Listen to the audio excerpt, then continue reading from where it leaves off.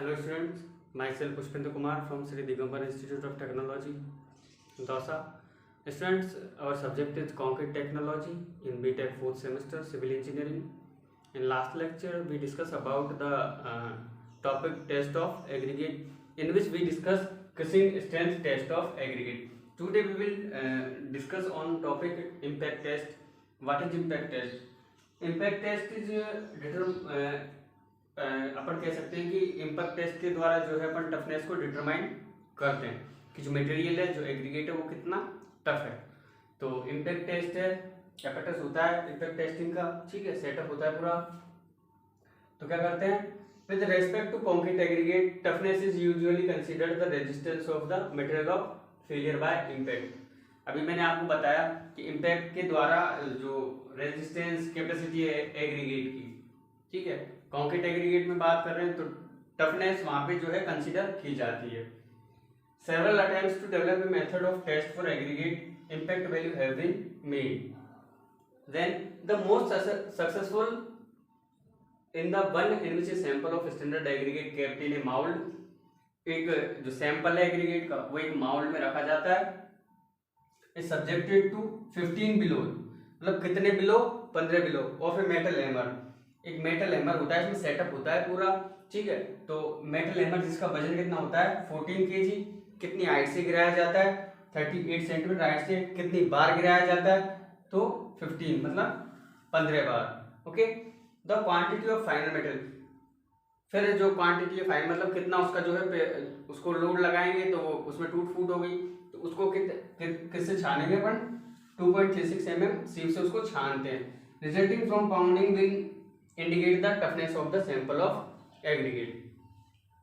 तो स्टूडेंट देखो, अपने पास एक माउल्ड होता है, ठीक है, किसका, इसी में सेटअप जो होता है ना इम्पैक्ट टेस्ट का सेटअप, उसमें माउल्ड होता है, उसको अपना एग्रीगेट से भरते हैं, ठीक है. जिस एग्रीगेट को टेस्ट करना है उससे भर दिया. फिर क्या करेंगे, 15 बार 14 किलो हैमर से 38 सेंटीमीटर हाइट से उसको फ्री फॉल कराएंगे, मतलब उस पर गिराते हैं. उससे क्या होगा, जो एग्रीगेट है उस पर ये आएगा, उस पर लोड अप्लाई करेगा तो उसमें जो है टूट फूट होगी. उसके बाद उसको किस चीज से छानेंगे 2.36 mm से. जो निकल के आएगा तो वो क्या बताएगा, परसेंटेज बताएगा. किसका परसेंटेज बताएगा, इम्पैक्ट. तो उसको अपन कहेंगे एग्रीगेट इम्पैक्ट वैल्यू. यहां से आगे लिखते हैं toughness of the sample of aggregate.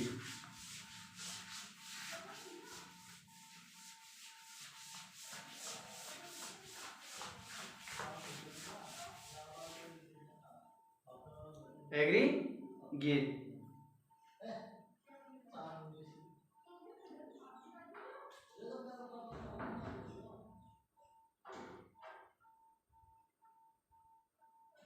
the ratio of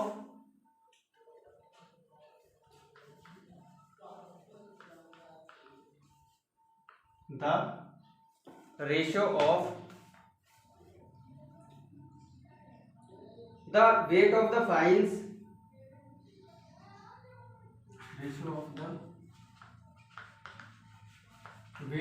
fines, कितना जो है वो फाइन हुआ, मतलब अपन ने लोड अप्लाई किया तो कितना एग्रीगेट फाइन हुआ form.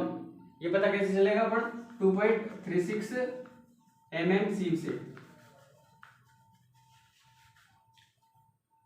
2.36 mm formed to the weight of the total sample,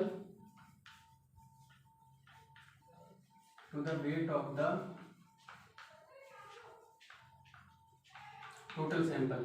जैसे अपन ने क्रशिंग में लिया था पहले टोटल सैंपल का वेट और जितने फाइन हुआ वो, तो टोटल का अपन ने W1 माना था और इसका जो है अपन ने कितना माना था W2.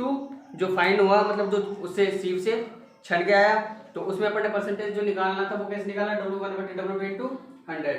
तो टोटल सैंपल का वेट और ये जो फाइन हुआ इसका रेशियो क्या कहलाता है अपना, ये इम्पैक्ट वैल्यू, ठीक है ना. टोटल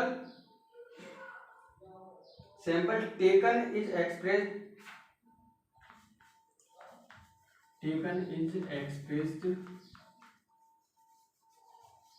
किसमें एक्सप्रेस करते हैं इसको, in percentage. This is known as किस नाम से जानते हैं इसको? वही aggregate impact value.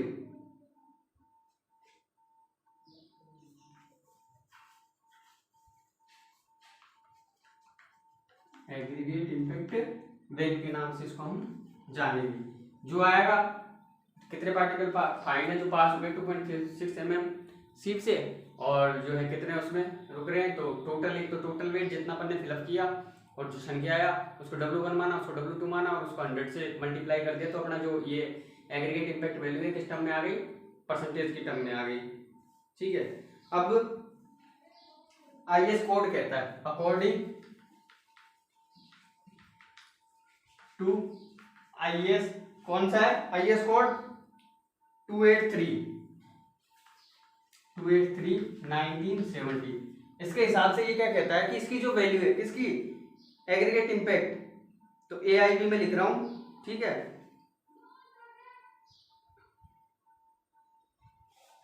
According to IS the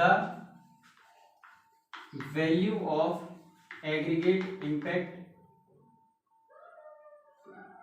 value, ठीक है, AIB aggregate impact value shall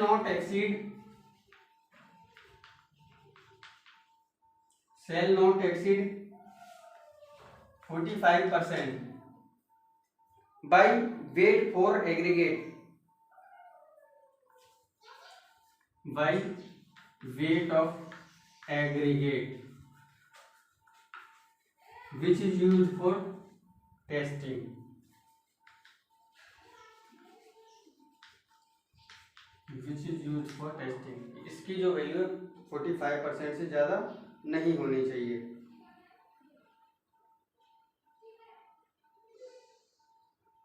ठीक है।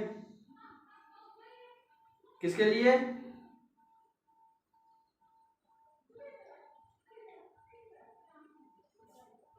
by weight of aggregate used for concrete, aggregate used for concrete.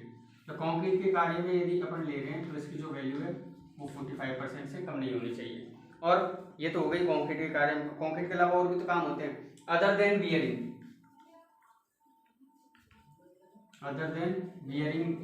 के अलावा यदि हम बात करें तो इसकी जो वैल्यू है सरफेस एंड 30%,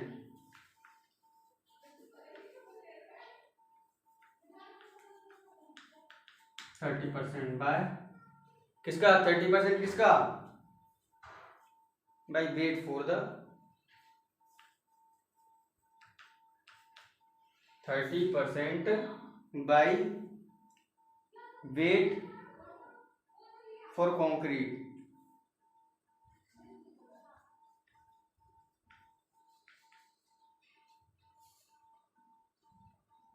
ये इसके बाद कंटिन्यू है ना। For concrete other than bearing surface and 30% by weight of concrete, किसमें?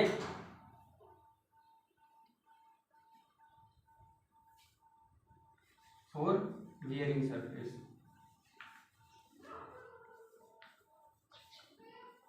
यहाँ पे देखो जो 45% अपन ने लिखा है ये तो किसमें? Other than bearing surface. Bearing surface नहीं है तो अपना जो वैल्यू है AIB की वो 45%, और बियरिंग सरफेस है तो वहाँ पे जो इसकी वैल्यू है वो 30% से ज़्यादा नहीं होनी चाहिए। ये स्टूडेंट्स अपना हो गया कौन सा टेस्ट? इम्पैक्ट वैल्यू के लिए एग्रीगेट इम्पैक्ट टेस्ट। वापस इसको देखते हैं। इसमें इस टेस्ट में अपन क्या करते हैं? एग्रीगेट का जो है अपन टफनेस चेक करते हैं। टफनेस चेक करने के लिए हमारे पास सेटअप होता है, ठीक है। तो उस सेटअप में अपन क्या करते हैं? एग्रीगेट जो अपन को टेस्ट करना है उस एग्रीगेट को अपन तोल के मतलब उसको वेट करके उसमें डाल देते हैं माउंट में। देन सेटअप होता है तो सेटअप में अपने जो है 15 बिलो 38 सेंटीमीटर हाइट से उसको फाल करवाते हैं। कितनी बार? 15 बार। वजन कितना होता है हैमर का? जो फाल होता है उसमें मतलब जो उस पर गिराते हैं उसका वजन होता है 14 किलो, ठीक है। अब अपन भी जानते हैं कि जैसे अपन ऊपर से किसी माउंट में लोड अप्लाई करते हैं उसमें भी तो यही था। फिक्सिंग में तो उसको CTM मशीन में लगा देते हैं। यहाँ पे जो है मशीन नहीं है, ये सेटअप है और इसमें उसको फ्री फॉल कराएंगे।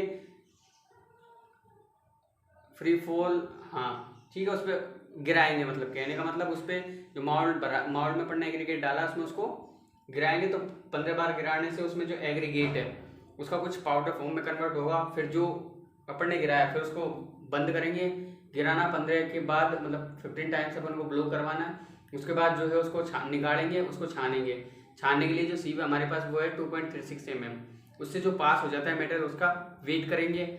फिर W1/W2 × 100, वहाँ से अपनी एग्रीगेट इम्पैक्ट वैल्यू आएगी। एग्रीगेट इम्पैक्ट वैल्यू की बात फिर अपन पढ़ते हैं कि जो अपना कोड कहता है IS 2831970, इसके हिसाब से यदि बियरिंग सरफेस में आप जो है एग्रीगेट का यूज कर रहे हो, किसमें, बियरिंग सरफेस में, तो वहाँ पे जो इसकी वैल्यू वो 30% से ज़्यादा नहीं होनी चाहिए। और अदर देन बियरिंग सरफेस के लिए यूज़ कर रहे हो तो वहाँ पे जो इसकी वैल्यू है वो 45% से ज़्यादा नहीं होनी चाहिए।